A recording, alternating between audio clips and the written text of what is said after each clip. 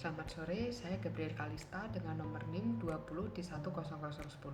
Jadi pada video kali ini saya akan mempresentasikan tentang tugas filsafat saya. Tapi sebelum saya mempresentasikan, saya mau mengulas kembali tentang apa yang sudah diajarkan oleh Pak Greg. Jadi filsafat sendiri itu memiliki arti yaitu usaha untuk mencari atau mencintai kebenaran atau kebijaksanaan. Namun filsafat juga memiliki arti kedua, yaitu usaha untuk mencari jawaban dengan rasional. Nah, filsafat sendiri itu juga dapat tumbuh dan berkembang dengan adanya pertanyaan dan juga jawaban.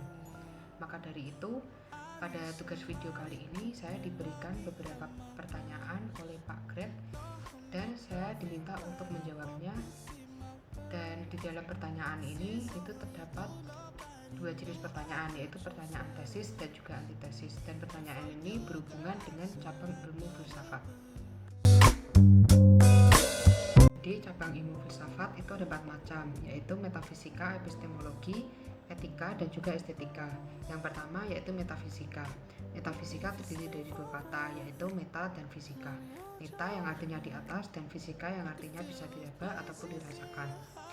Jadi filsafat metafisika yaitu merupakan suatu cabang ilmu filsafat yang memiliki pernyataan berupa realitas kehidupan.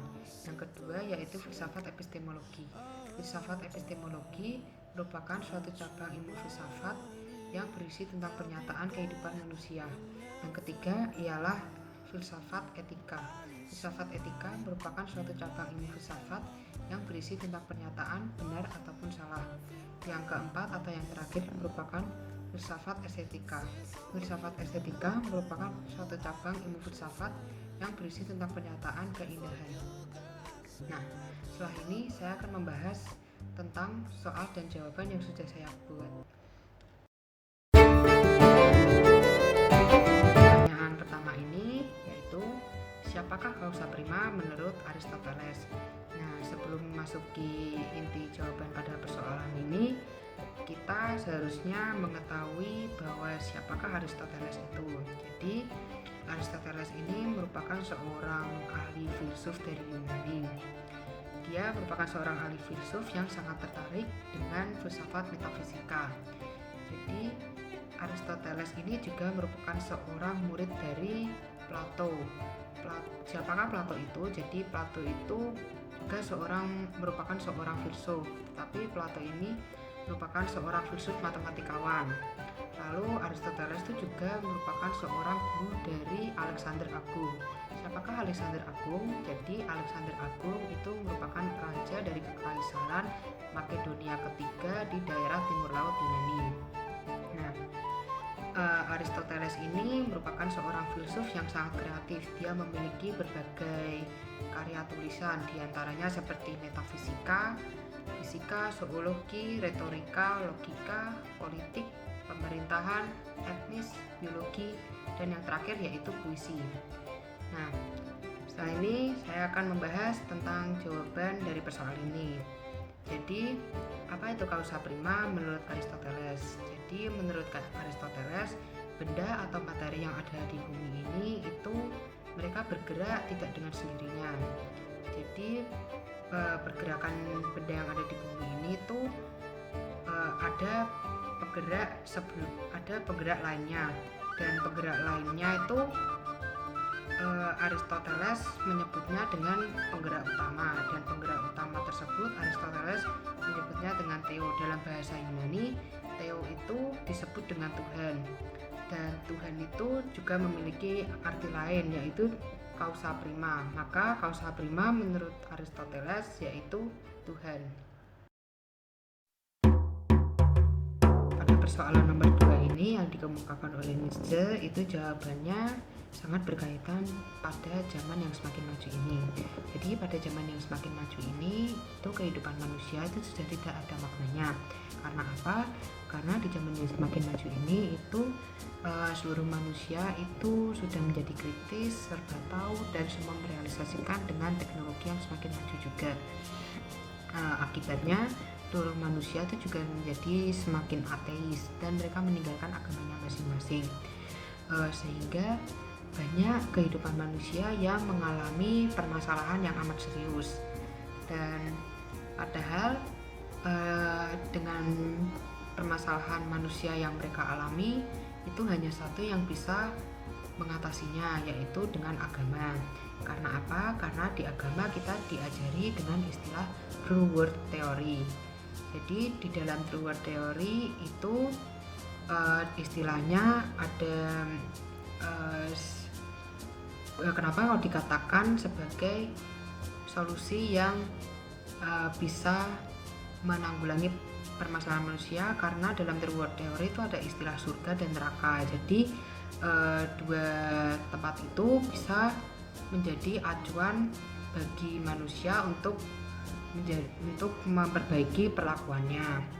Nah, tetapi menurut Nietzsche, dengan istilah true world theory itu merupakan perbuatan manusia, karena menurut pemikiran Nietzsche, dengan perkembangan zaman ini manusia tadi semakin kritis, sehingga agama true world theory itu semuanya merupakan pemikiran dari manusia, dan itu semuanya merupakan buatan, dan Tuhan juga tidak ada artinya.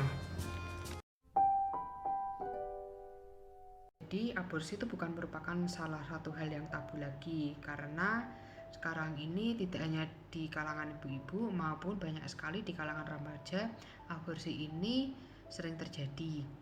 Nah, dalam pertanyaan ini yang menjadi alasan atau argumen yang mendukung itu karena banyak sekali di kalangan remaja seperti anak-anak SMP maupun SMA itu melakukan aborsi ini. Mereka melakukannya karena mereka sudah melakukan seks di luar nikah, sehingga mereka mengalami hamil di luar nikah, dan hal tersebutlah membuat anak-anak remaja tersebut menjadi malu dan dengan berujung tindakan aborsi. Dan yang kedua, banyak juga ibu-ibu yang melakukan hal ini karena dengan alasan bocornya alat kontrasepsi. Pada soal kali ini kita juga perlu mengetahui apa itu aborsi. Jadi aborsi itu merupakan tindakan untuk mengakhiri kehamilan dengan cara mengeluarkan janin. Dan aborsi itu bisa terjadi secara spontan dan juga bisa terjadi secara buatan. Secara spontan itu biasanya terjadi karena kualitas antara sel sperma dan sel telur itu kurang baik. Nah, dan sedangkan jika aborsi buatan itu bisa terjadi karena biasa menggunakan dukun anak ataupun dilakukan oleh bidan. Namun pada umumnya aborsi itu dilakukan dengan cara meminum obat-obatan yang berbahaya. Nah, dari penjelasan yang tadi, yang bisa menjadi argumen atau alasan yang kuat untuk tidak mendukung pada tindakan aborsi ini, yaitu karena menurut Alkitab, aborsi itu merupakan tindakan yang tidak boleh dilakukan, karena hal tersebut juga merupakan salah satu tindakan pembunuhan, dan juga tercatat dalam Alkitab Keluaran, yaitu bab 20 ayat 13 yang berisi jangan membunuh.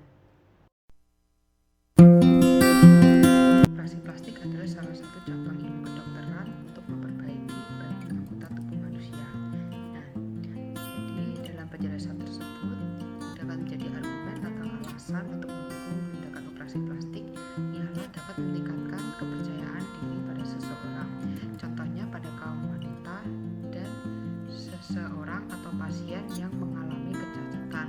Contohnya seperti pasien yang mengalami pipis sumping.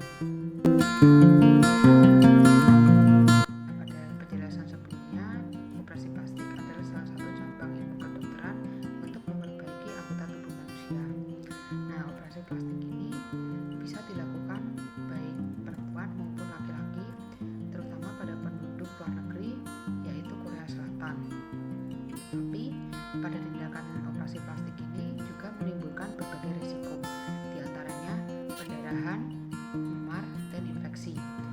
Akibatnya banyak orang yang gagal dalam melakukan tindakan operasi plastik ini, sehingga membuat bagian tubuh mereka menjadi semakin memburuk. Sekian dan terima kasih.